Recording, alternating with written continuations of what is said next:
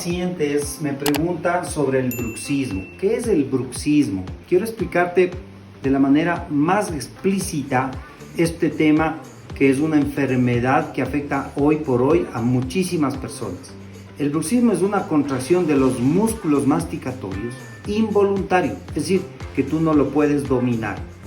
¿Y a qué se debe esto? Sobre todo a problemas psicoemocionales. Cuando uno tiene estrés emocional, problemas emocionales, problemas psicológicos, tiene muchas preocupaciones, tiene mucho estrés en el trabajo, hace que los músculos desahoguen ese estrés a través de la contracción muscular. ¿Qué es lo que hay que hacer aquí? Pues bueno,